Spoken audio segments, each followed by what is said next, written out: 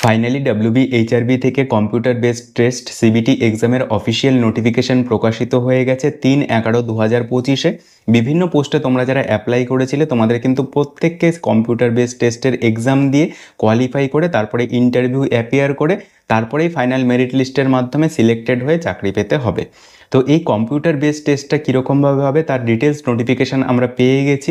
তার সঙ্গে বিভিন্ন পোস্টে যে সিলেবাস রয়েছে সেই সিলেবাসও কিন্তু অলরেডি HRBর অফিসিয়াল ওয়েবসাইটে আপলোড হয়ে গেছে।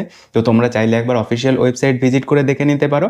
এবং যে অফিসিয়াল নোটিফিকেশানটা বেরিয়েছে এই নোটিফিকেশান অনুযায়ী তোমাদের যে এক্সাম প্যাটার্ন রয়েছে এই এক্সাম প্যাটার্নেই কিন্তু অনেকের সমস্যা হচ্ছে। তো সেটাই আজকের এই ভিডিওতে আমরা ক্লিয়ারভাবে দেখব। তো চলো ভিডিওটি শুরু করা যাক। তোমরা যদি চ্যানেলে নতুন হয়ে থাকো চ্যানেলটিকে অবশ্যই সাবস্ক্রাইব করে ভিডিওটিতে একটি লাইক করে দিও। 3/11/2025-এ WBHRBর অফিসিয়াল ওয়েবসাইটে এই নোটিফিকেশানটি বেরিয়েছে। 1 থেকে 6 নম্বরের যে পোস্টগুলো রয়েছে অ্যাডভার্টাইজমেন্ট অনুযায়ী এই মেমো নাম্বারটা দেখবে পেপার কাটিংয়ের যে মেমো নাম্বারটা এটা কিন্তু সেম, ঠিক আছে। তার মানে পেপার কাটিংয়ে আমরা কিন্তু সঠিক তথ্য পেয়েছিলাম এবং যেটা আমরা অ্যাকসেপ্ট করেছিলাম যে সোমবারের মধ্যে আমরা ডিটেলস নোটিফিকেশান পেয়ে যাব সেটা কিন্তু অলরেডি আমরা পেয়ে গেছি। তো এবার 1 থেকে 6 নম্বরের যে পোস্টগুলো রয়েছে staff nurse, medical technologist, pharmacist, ঠিক আছে, GDMO, প্রত্যেকের কিন্তু কম্পিউটার বেসড টেস্টের মাধ্যমে তোমাদের এখানে শর্টলিস্টেড হয়ে তারপরে শর্টলিস্টেড ক্যান্ডিডেটদেরকে ইন্টারভিউর জন্য কল করা হবে, ঠিক আছে। তো সেটা কীরকমভাবে করা হবে, কম্পিউটার বেসড টেস্ট তোমাদের হচ্ছে 85 নম্বরের মধ্যে প্রত্যেকের জন্য এবং ইন্টারভিউ হবে 15 নম্বরের মধ্যে। এবার no marks will further be allotted for qualification and experience, মানে তোমার একাডেমিক কোয়ালিফিকেশান এবং এক্সপিরিয়েন্সে কিন্তু কোনো মার্কস পরবর্তীতে যোগ করা হবে না, ঠিক আছে। Pattern and scheme of examination, এই জায়গাটা খুব ভাইটাল জায়গা। টোটাল মার্কস থাকবে তোমাদের 100 নম্বরের মধ্যে টোটাল মার্কস হবে, ঠিক আছে। মানে 100 নম্বরের মধ্যে তোমাদের পরীক্ষাটা হবে। 85 ভুলে যাও এখন।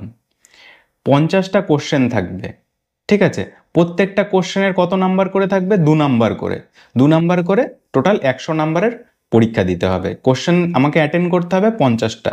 কতক্ষণের মধ্যে, 60 মিনিটের মধ্যে, মানে 1 ঘন্টার মধ্যে 50টা কোশ্চেন অ্যাটেন্ড করতে হবে, ঠিক আছে। 4টা অপশান থাকবে, 4টা অপশানের মধ্যে 3টে ইনকারেক্ট থাকবে, একটা কারেক্ট অ্যান্সার থাকবে, সেটা তোমাকে সিলেক্ট করতে হবে। এবার যদি তুমি কোনো ভুল করো, ফর ইচ রং অ্যান্সার, মানে তুমি একটা ভুল করলে তোমার কিন্তু 0.5 মার্কস উইল বি ডিডাক্টেড, মানে তোমার নেগেটিভ মার্কিং এখানে রয়েছে।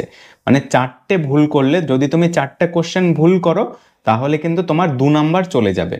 তুমি একটা ভুল করলে তোমার 0.5 যাবে, 2টো ভুল করলে তোমার 1 নাম্বার কাটা যাবে। যদি তুমি 4টে ভুল করো তাহলে তোমার 2 নাম্বার কাটা যাবে। এরকম করে 0.5 করে কিন্তু তোমার যে নাম্বারটা পাবে সেই নাম্বার থেকে নেগেটিভ হলে 0.5 করে এক এক নাম্বারের জন্য, এক একটা রং অ্যান্সারের জন্য কাটা যাবে, ঠিক আছে। The marks obtain by the candidate out of 100 will be normalized if CBT is held more than 1 shift।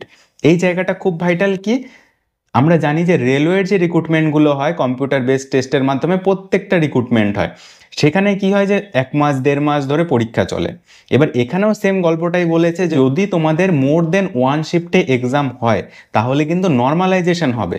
যে প্রথম শিফটে হতেই পারে যে প্রথম শিফটের কোশ্চেনের সাথে পরবর্তী শিফটের কোশ্চেন তো আর এক হবে না, আলাদা থাকবে, তখন কিন্তু সেখানে নর্মালাইজ হয়, ঠিক আছে। তার একটা ইকুয়েশন রয়েছে, সেই ইকুয়েশন অনুযায়ী সেখানে নর্মালাইজ তারা করে অফিসিয়ালি, ঠিক আছে। তো সেটাও কিন্তু হতে পারে যদি মোর দেন 1 শিফটে এক্সাম হয়।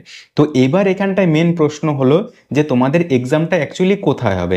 কম্পিউটার বেসড টেস্ট তো WBHRBতে হবে না, সেটা তোমাদের কম্পিউটার সেন্টারে হবে। এবার কম্পিউটার সেন্টার কোথায় রয়েছে, যেমন আমরা RRBতে রেলওয়ে রিক্রুটমেন্ট বোর্ডের যে কম্পিউটার বেসড টেস্ট হয় TCS এর মাধ্যমে কন্ডাক্ট করায়, তো সেখানটায় বিভিন্ন সেন্টার যেমন রয়েছে, শিলিগুড়িতে রয়েছে, কলকাতায় রয়েছে, আসানসোলে রয়েছে, বর্ধমানে রয়েছে, হয় সেই সমস্ত জায়গাতে হবে।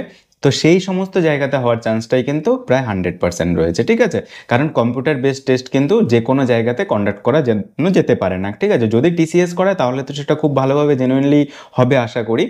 তো এবার তার মানে আমরা বুঝতে পারলাম যে তোমাদের এই কম্পিউটার বেসড টেস্টের মধ্যে টোটাল সিবিটির মধ্যে নর্মালাইজেশন হবে এবং the marks obtain by the candidate within 100। এবার এখানে 100-এর গল্পটা যেটা হচ্ছে, আমরা তো জানি যে 85-এর মধ্যে সিবিটি হবে, তাহলে 100 কোথা থেকে এলো, will be scaled down by multiplying the actual marks by 0.85 to determine the marks of 85।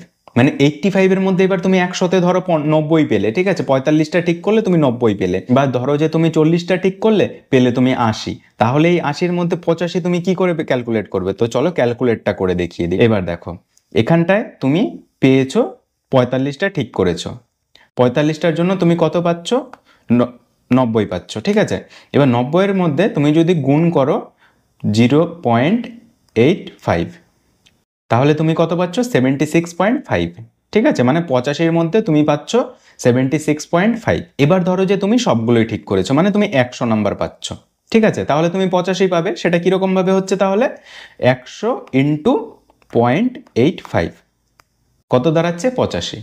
তার মানে তুমি যত নাম্বার পাচ্ছ, ঠিক আছে, তোমার নেগেটিভ বাদ দিয়ে যত নাম্বার হচ্ছে, যদি তুমি পাও যে তুমি 78 পেলে, ঠিক আছে, তাহলে 78 ইন্টু 0.85 কত হচ্ছে? 66.3, মানে 85-এর মধ্যে তুমি এই নাম্বারটা পেলে। তো এখানে যে বিভিন্ন পোস্টের সিলেবাসগুলো দিয়েছে, এখানে কিন্তু বাইরে থেকে মানে নন টেকনিক্যাল থেকে কিন্তু কোনো প্রশ্ন নেই, ঠিক আছে।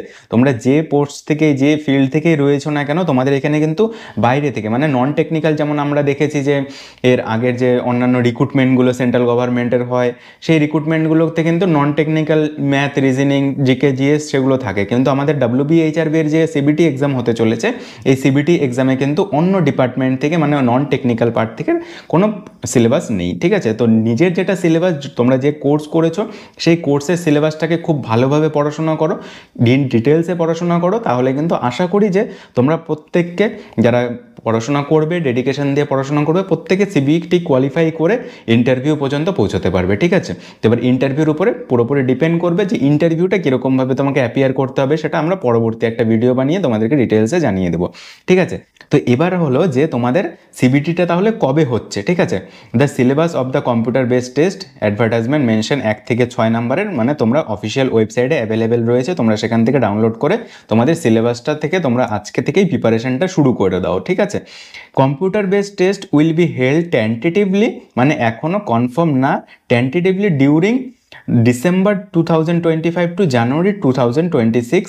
The exact date of the holding CBT will be notified in due course, মানে তোমার ডিসেম্বর 2025 থেকে জানুয়ারির মধ্যে কিন্তু সিবিটি হওয়ার সম্ভাবনা রয়েছে। মানে হাতে কিন্তু মাত্র 1 থেকে 1.5 মাস সময় পাচ্ছ। এই 1 থেকে 1.5 মাসের মধ্যে প্রত্যেকে চেষ্টা করো যে তোমাদের সিলেবাস যা রয়েছে সেই সিলেবাসটাকে কমপ্লিট করার, ঠিক আছে। বাইরে থেকে কিন্তু এক্সট্রা কিচ্ছু পড়তে হবে না, সিলেবাস যেটা কোর্সে পড়েছো সেই কোর্সের সিলেবাসটাকে ভালোভাবে কমপ্লিট করলেই কিন্তু এখানে ইজিলি সিবিটিটা ক্র্যাক করা সম্ভব, ঠিক আছে। তো এখানে যেহেতু কোনো এক্সপিরিয়েন্স এবং কোয়ালিফিকেশনের নাম্বার নেই, তো আশা করি প্রত্যেকের জন্য এটা সুবিধা হবে।